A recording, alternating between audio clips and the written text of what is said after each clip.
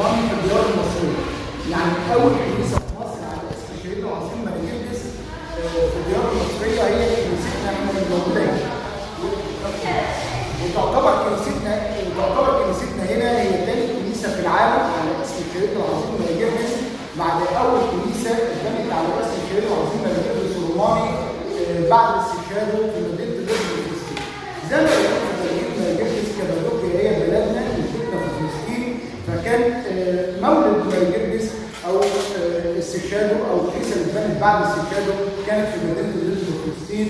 وكنيستنا هنا اخذت بركه ثاني كنيسه في العالم على اسمه، واول كنيسه في مصر على اسم ماري جرجس. الكنيسه هنا حصل لها 3 تدشينات، وده يعتبر اول كنيسه بيحصل فيها عده تدشينات على مر العصور. التدشين الاول حصل في 29 مايو سنه 316 ميلاديه، 3 مؤونه سنه 32 الشهداء في عهد البابا الكسندروس البابا 19 لتعداد القدس المقدسي، وكمان كان موجود معاه الشماس اثناسيوس واللي اصبح فيما بعد القديس العظيم البابا اثناسيوس الرسولي البطريرك ال20 اللي رفضته الكنيسه بحامل ايمان. ده كان اول تاريخ بالنسبه للكنيسه هنا، وهو تاريخ التدشين او التاريخ اللي احنا بنعمله الاحتفاليه في الوقت الحالي. يعني احنا الاحتفاليه عندنا بتبدا من 2/6 وتنتهي في 10/6 تحت مدينه 3 مؤونه اللي هو عيد تكريس اول كنيسه على اسم ماري جرجس للديار المصريه. وده العيد الاساسي بالنسبه للكنيسه هنا. اما بالنسبه للتدشين الثاني اللي حصل للكنيسه فحصل يوم 26 مايو سنه 1960 بيد القديس العظيم البابا كيرلس السادس البطريرك 116 لتعداد القدس المقدسي. ودين البابا كيرلس يعتبر اول كنيسه يدشنها بعد رسالته المباشره او بعد رساله واحده من جلوسه على كرسي القديس مرقس الرسول. البابا كيرلس هنا قعد لمده 3 ايام، وده اكبر مده قعدها البابا كيرلس في مكان معين. اللي اكد لنا كمان المعلومه ديت هو ابونا رفائيل حضرينا اللي هو تلميذ القديس العظيم البابا كيرلس وموجود حاليا راهب في دير الشهيد العظيم مارينا في صحراء مارينا. البابا كيرلس قعد هنا لمده 3 ايام، دشن خلالها الكنيسه الكبيره. كان هنا في 3 مذابح دشنهم البابا كيرلس، لو كان في الكنيسه العرب الكنيسه اللي جنبنا فيها مذبحين كمان. كمان البابا كيرلس اشتهر بمعجزاته هنا مع اهل بيرما. يعتبر في معجزات كثيره حصلت، لكن ما يذكر في المعجزات اللي عملها البابا كيرلس بان عمل معجزه مع تاجر المخدرات هنا انقذه من السجن. في حين البابا كيرلس في مره كان اثناء الاحتفال بوجوده جاء واحد وحاول يسلم على البابا كيرلس، فالبابا كيرلس منعه وقال له لا انا مش هسلم عليك الا لما تروح تشيل الحاجه اللي في جيبك وبعد كده تيجي وانا اسلم عليك. فبالفعل الراجل عمل زي ما قال البابا كيرلس بالظبط وراح شال الحاجه من جيبه. فبالفعل الراجل بعد كده جه هنا وحب ان هو يعني يكتشف ان هو فلوس. فبالفعل بعد ما خلص الاحتفالات روح الراجل عشان يروح مرتاح، لقى البوليس موجود فبالتالي بيفتشوه ما لقوش الحاجه اللي معاه. فيعتبر دي معجزه كبيره تدل على كفايه القديس العظيم البابا كيرلس وان هو عارف الحاجات اللي ممكن تحصل بعد كده. كمان الكنيسه هنا في اجساد للقديسين والشهداء، لكن في اجساد موجوده هنا في الكنيسه في جسد الشهيد العظيم ماري جرجس الروماني اللي حضراتكم اخذتوا بركه في المنظار جوه. في ورا هنا كمان جسد القديسين ابيرو واتوم ودول اصول من ضباط مركز زفته الغربيه، المكان اللي فيه كنيسه القديسه رفقه واولادها ال5 مع اجساد كتير من الشهداء والقديسين. كمان في هنا ورا الجسد القديس ماري الفارسي الشهيد بالمقطع، وده دي عندنا مسبح في مبنى الخدمات في الدور. الكنيسه هنا كمان محظوظه جدا بالكنيسه العذراء، الكنيسه اللي جنب كنيسه ماري جرجس. الكنيسه كانت على بعضها كنيسه اثريه، ولكن الكنيسه الاثريه كان فيها حمل الكلاب وطعم بالعين، ولكن الكنيسه الاثريه كانت واتبنت بالشكل بالوضع الحالي اللي موجود جوه. ودي سيدنا الام الجليل قبل الاولى بطريقه طنطا ودشن الكنيسه في 9/6 سنه 2007. يعتبر كمان الكنيسه هنا بتعمل مده احتفالات بتبدا من 1/6/24 عشان يستقبلوا السيد المسيح على ارض مصر، وبتنتهي في 10/6 تحت تاريخ 3 يوليو. احنا الحقيقه عندنا تقرير جميل جدا بيحصل عندنا في الكنيسه هنا، ان احنا بناخد جسد الشهيد العظيم ماري جرجس الروماني، وكمان عندنا جزء من دنيا الاب الرومان اسمه الجيزه، لان بيوافق عيد بيحته مع تكريس كنيسه الشهيد العظيم. فبناخدهم في صندوق كبير ويشيلوه الشمامسه، وقبلهم بيبقى الشمامسه موجودين والسلطان الامام كان موجود في سوريا مع بطوله ماري جرجس، ونفضل نزف بره في الشارع حوالين الكنيسه.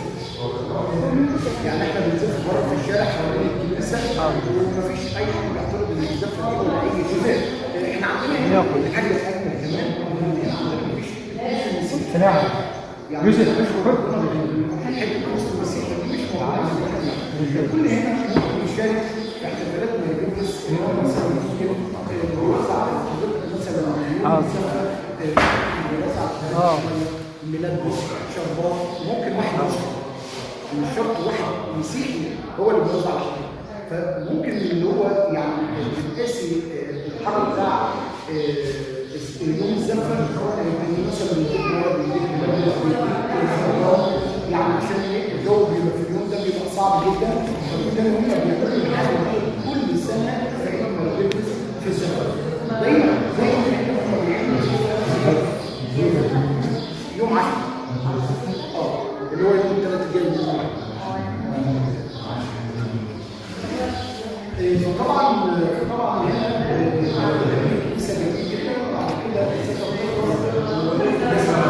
عشان الشعب ياخد واحد مختصر قصه بناء الكنيسه، بان كان موجود عده شباب موجودين هنا في الارض دي، ولكن كان فيهم جندي واحد طبي يقال كده في الميمر اللي كتبه بابا الكسندروس، قال ان الشاب ده كان مؤمن بالسيد المسيح وكان عنده ايمان كبير جدا، لحين ما ان الشاب ده كان بيعمل حاجه كويسه جدا، كان واخد ارض محدده وكان يعني بيستصلح الزراعه يعني، فطبعا اللي كان بيطلع من الارض ده كان بيوزعه ياخد جزء منه هو للمعيشه الخاصه، والباقي بيوزعه للفقراء والمساكين.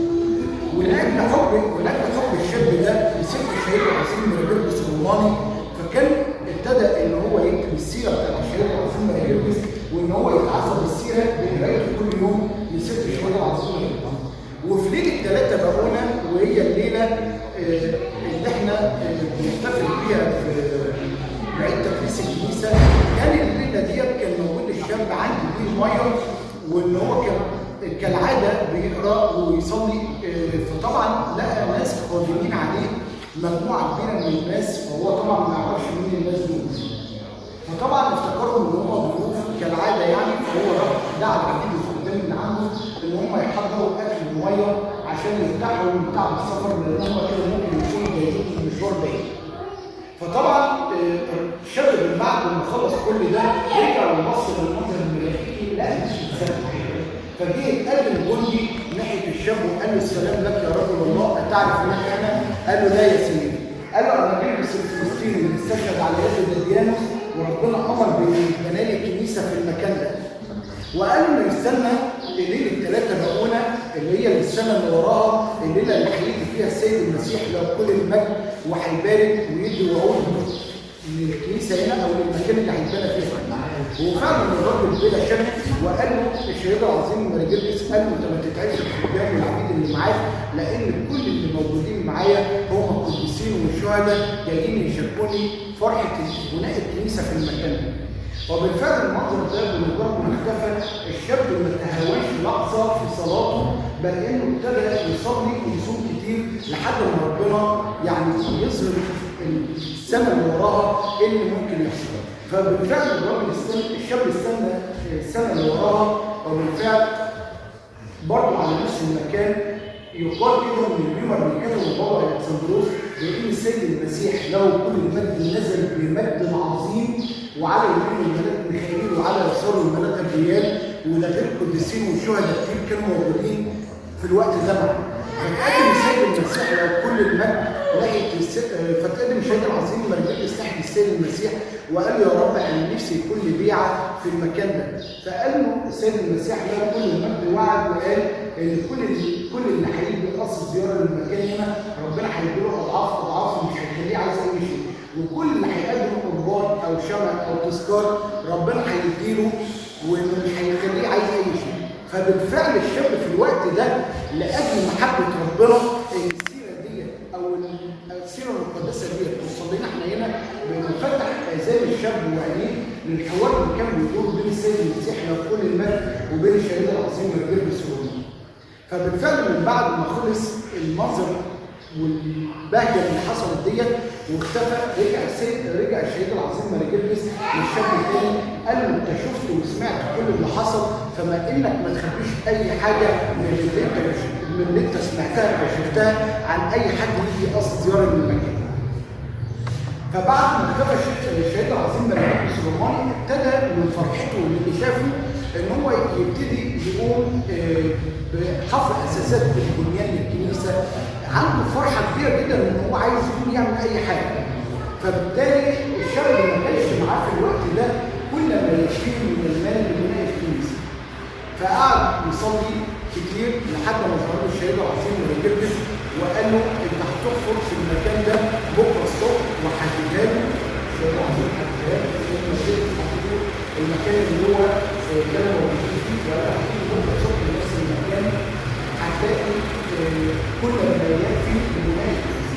فبالفعل الشاب زي ما قال الشهيد العظيم مرجلس جدا اليوم وحفر كما قال الشهيد العظيم مرجلس لا بناء من الذهب وبناء من الفضه وبنى الكنيسه والمشاهد فيه خلال 20 سنه تكون الشهداء على يد الامر المسلمين.